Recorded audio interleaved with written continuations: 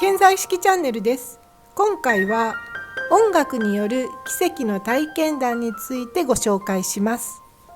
今、幸福の科学では楽曲の紹介ということで紹介させていただいて、ザ・サンダーっていうコロナウイルス撃退曲っていうのが皆さんとてもいい知らせというか奇跡が起きてる情報が入っているんですけど、今回ご紹介するのもやはりザ・サンダー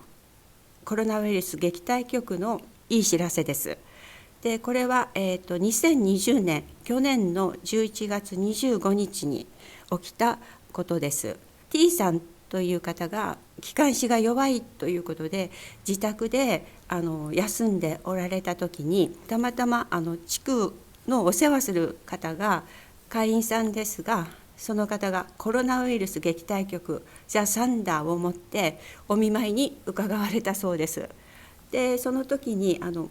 小学生のお孫さんが勉強されていて、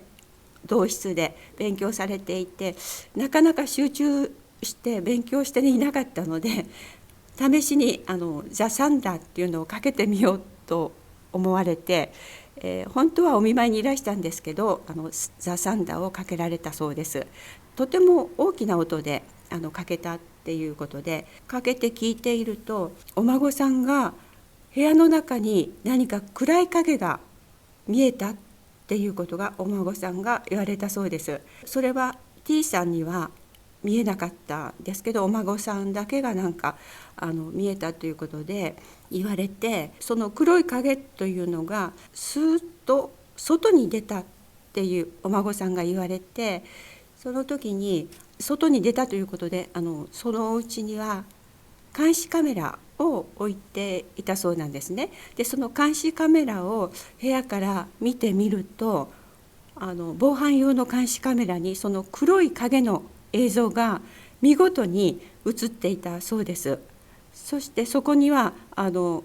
扉の内側から門扉の外側に移動するその黒い影の様子がくっきり映し出されてたそうです。そのうちに5分ほどそこにとどまっていたその黒い影が諦めたのか消えていってしまったということです。黒い影が門扉から内側に戻れなくなったっていうのは、きっとコロナウイルス撃退局のザ・サンダーによって家の周りに結界が張られたのではないかということを T さんとその訪ねていった地区長さんですね、その方たちが目の当たりにして実際肉眼でその黒い影を見れたっていうことで今回の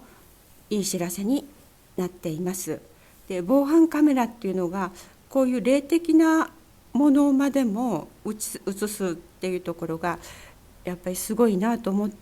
て、肉眼では見えないものをこうカメラを通すと UFO とかも見えるっていう話を聞いたことありますけど、本当に素晴らしいですね。コロナウイルス撃退局ザ・サンダー、ぜひ皆様もお試しください。大川総裁の経典で幸福の科学基本教義とは何かという中に、大川総裁のお言葉で仏説昇進法語一冊だけでも十分に悪魔払いは可能だと思います。もちろんそれ以外にも私の説法や CD、DVD なども相当効果はあるはずです。そういうもので邪気払いされることもあるかもしれませんというのが75ページから76ページにわたって紹介されています。ご参考までにお伝えしました。